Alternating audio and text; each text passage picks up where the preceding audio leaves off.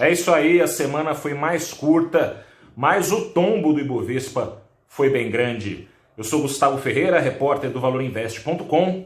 Começa agora o seu saldo do dia 11 de setembro de 2020, semana em que o Ibovespa acumulou uma queda de 2,84%. Hoje o índice caiu 0,48%. O dólar comercial ficou mais caro na semana também aqui no Brasil, 0,49%, uma alta hoje um pouquinho mais reduzida, de 0,26%.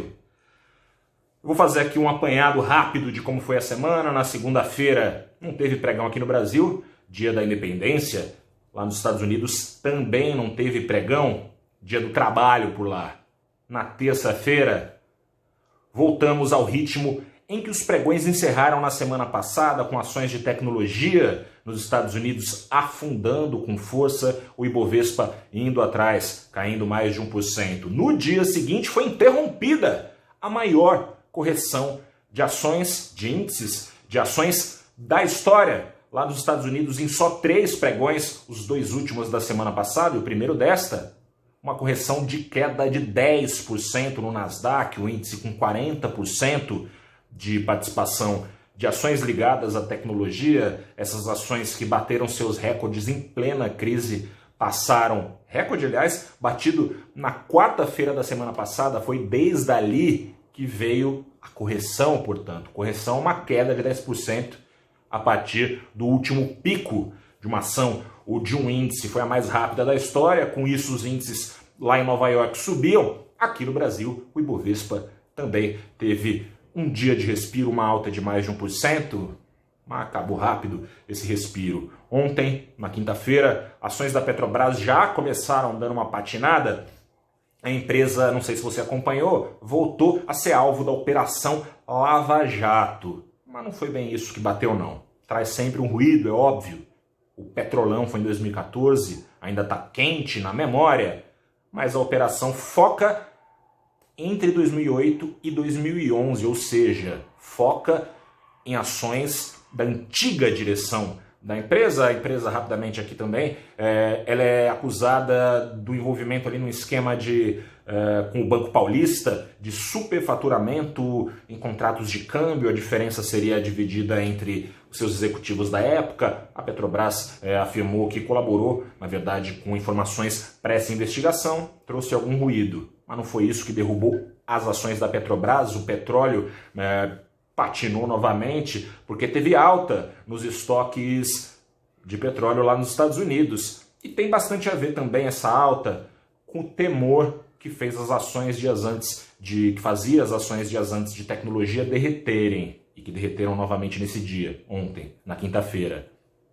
Paira no mundo, em meio às ondas de contágio pela Covid-19 que não chegam ao fim, vai e vem nos Estados Unidos, em alguns estados, na Califórnia, no Texas, por exemplo, casos sendo notificados entre 3 mil e 4 mil novos a cada 24 horas. Na Itália, voltou a ser registrado o maior pico de contágios desde maio, a mesma coisa no Reino Unido. Na Espanha, a maior parte das províncias está passando por taxas crescentes de contágio. Enfim, a situação é preocupante e esse sinal dado pelo petróleo é uma concretização do que mais se temia, que a tração ganhada pela economia mundial fosse perdida nesse vai e volta de pandemia, enquanto a vacina não aparece. Alertas, aliás, que vêm sendo reiterados pelo banqueiro central dos Estados Unidos, Jerome Powell.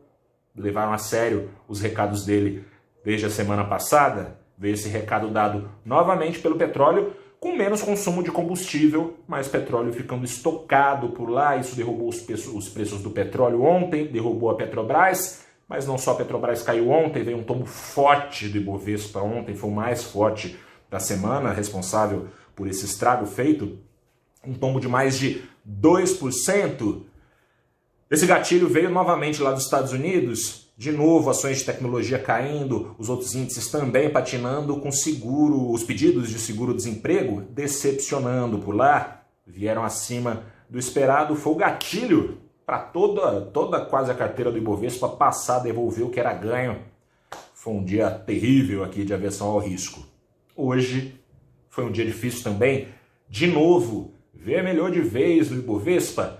Só que a queda hoje foi de quase meio ponto só, pelo seguinte: a Vale salvou a lavoura, as ações da Vale com mais de 10% de participação no Ibovespa embicaram numa disparada de quase 6%, puxando junto com ela ações da Bradespar, né, que faz parte do controle da empresa. Subiram também ações de siderurgia, mas que tem pouca participação no índice, com aumentos feitos pela CSN nos preços do seu aço. As outras empresas tendem a acompanhar esse movimento, foram beneficiadas também. E no caso da Vale, esse gatilho para disparada, embora todas estejam correlacionadas ali com os preços do minério, foi um gatilho específico. A Vale anunciou que vai pagar dividendo, 2,40 por ação nesse ano, e subiu ainda mais porque tem perspectivas de continuar distribuindo lucros pelo próximo ano.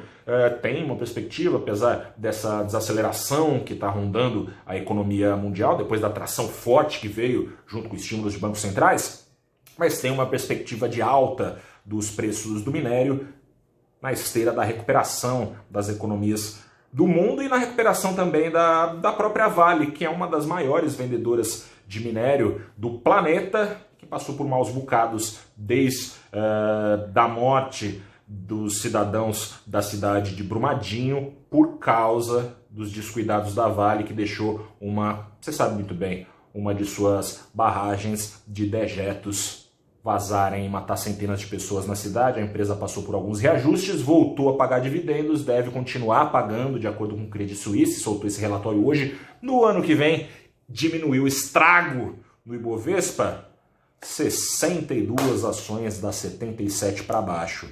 Pela parte das ações ligadas ao ciclo doméstico, segue a mesma incerteza em relação à economia brasileira. Você sabe muito bem, em agosto parou ali o Ibovespa de subir, vinha subindo há 4 meses já com ganhos de 10% ao mês, caiu 3,5% em agosto. Para você ter uma ideia do tombo dessa semana, o tombo foi de 2,80%, não foi muito menor do tombo ao longo de todo o mês, só em 4 pregões aqui.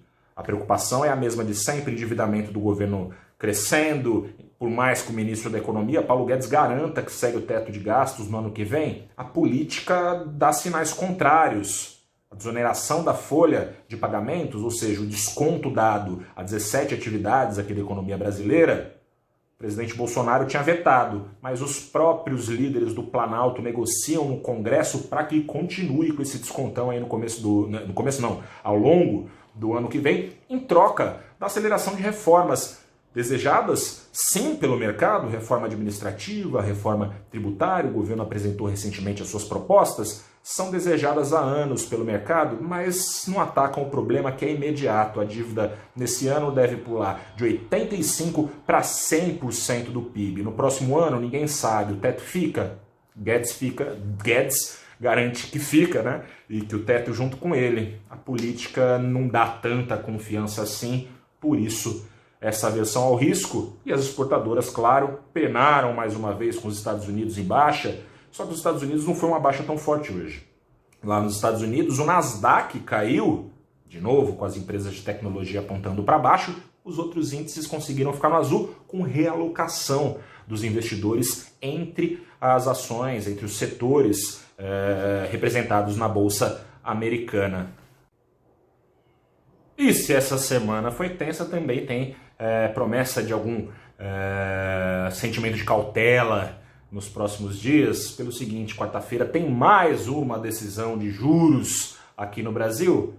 É esperado que os juros continuem nos 2% ao ano, mas tem dúvidas sobre as sinalizações do Banco Central para os próximos meses, para o próximo ano. A crise, o Banco Central vem dizendo que prescreve estímulos, ele vem dando esses estímulos. A crise também fez a dívida crescer, o Banco Central já disse que está de olho.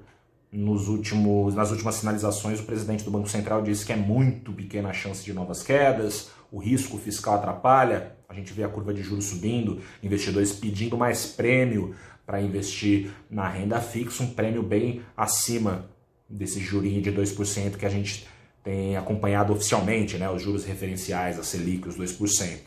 Para isso, para saber o que vai acontecer, Te convido na segunda-feira, às 8h30, a bater um papo com o Eduardo Canto. Ele que é gestor da RX Investimentos e também com o Daniel Ucci. Ele é gestor da Fator. A gente bate um papo sobre essa próxima decisão do Copom e, claro, sobre o que você aí na Bolsa ou em outros ativos que você tenha preferência pode fazer, seja para se proteger, seja para aproveitar também oportunidades. A gente, claro, não vai falar só sobre juros, vai falar sobre essa temperatura tensa dos mercados, como foi nessa semana e que pode ser na próxima. Então tá combinado, volto a conversar com você na segunda-feira de manhã, 8h30, no canal do Valor Invest, no YouTube, também no Facebook, no Twitter, a gente faz a transmissão. Mais tarde volto a conversar com você com o saldo deste, que será o primeiro dia da próxima semana. Um grande abraço para você, bom descanso nesse fim de semana, até lá.